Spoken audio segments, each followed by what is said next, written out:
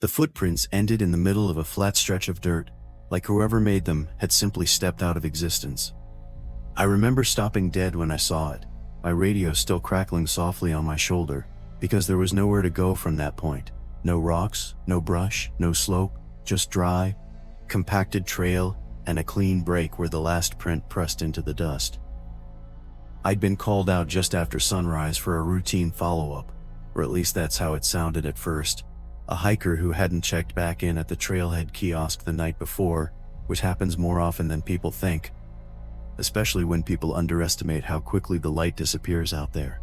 His name was on the permit board, a guy from Phoenix, mid-30s, solo, planned a loop that should have taken maybe 6 hours.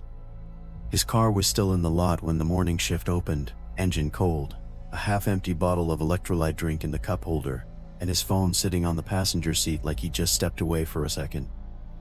That last detail didn't sit right with me even before I hit the trail, because people don't leave their phones behind anymore, not unless something interrupts them. I signed out on the log, checked my GPS, and started up the ridge trail he'd marked on his permit, the one that cuts across that long dry basin, before looping back through the cedar stands. The weather was clear, no wind. Visibility for miles, which should have made it easier.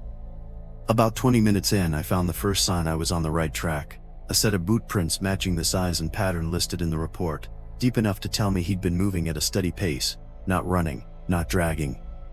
I radioed in that I had a visual on his trail, standard procedure, and dispatch acknowledged, though the reply came through with a little burst of static that clipped the last word. That wasn't unusual out there, but it stuck in my head later. The prints led cleanly through the basin, no signs of hesitation, no wandering, just a straight, purposeful line, which made sense given the terrain. About a mile in, I noticed something else, a second set of impressions, lighter, narrower, running parallel for maybe 10 yards before fading off. They were older, edges softened by wind, probably from the day before, but they weren't on the permit board. I crouched down, checked the tread, couldn't match it to anything in the immediate area, and for a second I considered calling it in, but it didn't seem urgent enough, so I kept moving. The sun climbed higher, heat started to build, and the air got that dry, still feeling where every sound carries farther than it should. Around the 2-mile mark, I came across a small pile of stones stacked just off the trail, not an official marker, more like something a hiker would do out of boredom, except the top rock had a strip of bright orange survey tape tied around it. That wasn't standard issue, not from our department, and it was fresh, the color still sharp, not faded. I took a photo, radioed it in, and got another burst of static before dispatch told me to note it and continue. The prints kept going, still steady, still straight, but I started to notice small inconsistencies, like the depth of each step varied more than it should have, as if you'd shifted weight suddenly, or stumbled, but there were no drag marks. No scuffs to indicate a fall. Then I found the first thing that made my stomach tighten. A partial print that wasn't a boot at all, more like the edge of a shoe, or maybe even bare skin, pressed into the dirt at an odd angle, overlapping his trail. It was faint, almost like it hadn't fully committed to the ground. It had disappeared after 2 steps. I stopped again, scanned the horizon, nothing but low scrub and that endless flat stretch. I called it in this time, more firmly, asking if anyone else had been reported in the area overnight. Dispatch took longer to respond, and when they did, the voice sounded different, like someone else had picked up the channel, and they said, "Negative, you're the only unit out there," before the line fuzzed again. I asked them to repeat it, but the response came back garbled, just a few syllables swallowed by static. I checked my radio battery, full, antenna secure, nothing obvious. Wrong. I kept wrong. The trail narrowed slightly as it approached a dry wash, and that's where the prints changed. They veered off the main path, cutting down into the wash at a sharp angle, as if he'd seen something or heard something that pulled him off course. That's not something most hikers do without a reason. I followed, sliding down the loose dirt, and immediately noticed the temperature drop a few degrees on the shadow of the wash walls. The ground there was softer, which made the tracks clearer, and for about 50 yards, they were easy to read. Then they started to overlap with another set, fresh this time, same direction, same pace, but slightly offset, like 2 people walking side by side without quite syncing their steps. My chest tightened a bit when I saw that, because there was no record of a second hiker joining him. I radioed again, asked for confirmation on any late permits, but all I got back was a long hiss and then a clipped copy that didn't answer my question. I kept moving, faster now, my eyes jumping between the ground and the ridgeline above. About halfway through the wash, I found a small item half buried in the dirt, a key fob, car brand matching the vehicle in the lot. I picked it up, turned it over. No blood, no visible damage, just a thin layer of dust. I called that in too, more urgency in my voice, but the reply came back delayed, like there was a lag, and dispatch asked me to repeat my location, even though I'd already given it twice. That's when I started to feel like something was off, beyond just a missing hiker. The prints continued past the point where I found the key fob. Still 2 sets now, still parallel, until they reached a flat section of the wash where the dirt was packed hard and smooth. And that's where they stopped. Not faded, not turned. Stopped. 2 sets of prints, ending mid-stride, toes pressed in as if the next step was about to happen, but never did.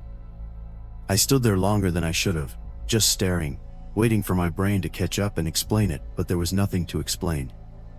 I checked the surrounding area, walked in widening circles, looking for any continuation, any sign they'd stepped onto a rock or changed direction, but there was nothing. No scuff marks, no disturbed gravel, no indication of a jump or climb. It was like the ground had simply refused to record anything beyond that point.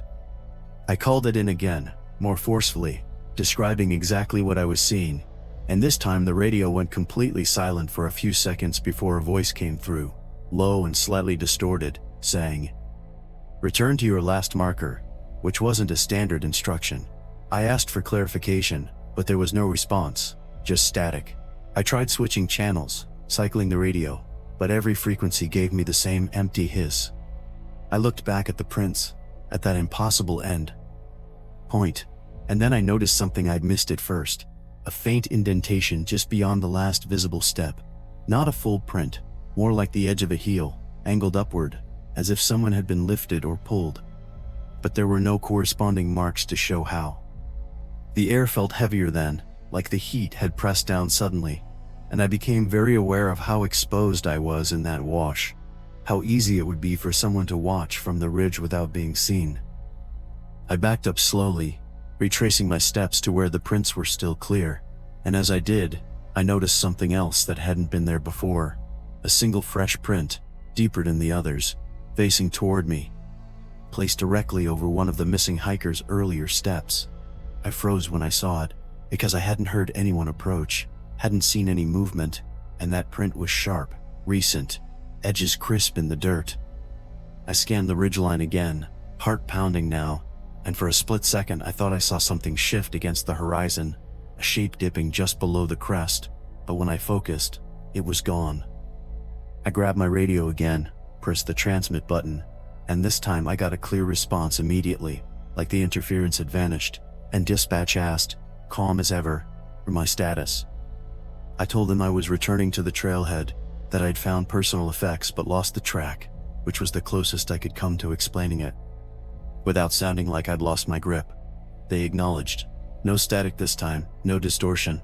I started back the way I came, moving faster, not bothering to hide the urgency in my pace. When I reached the stacked stones with the orange tape, I stopped again, because the tape was gone. The rock was still there, but the bright strip I'd photographed earlier had disappeared without a trace. I checked my phone to make sure I hadn't imagined it, and the photo was still there, time-stamped, clear as day, showing the tape tied neatly around the top stone. I didn't linger. I got back to the trailhead in just under an hour, logged in, and reported everything in detail. Search teams went out later that day, combed the wash, the ridge, the surrounding miles, and they found nothing beyond what I'd already reported. No continuation of tracks, no sign of the missing hiker, no second person, no tape, nothing. The car stayed in the lot for 3 days before it was towed, and the case eventually shifted from search and rescue to missing persons, then quietly to inactive.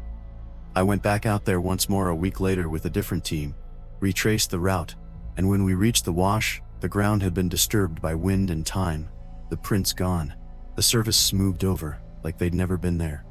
But I still remember that last step, That clean, impossible ending, and the single print that appeared behind me when I wasn't looking, because when I checked the original photo of the stacked stones again that night, zooming in on the background, I noticed something I hadn't seen before.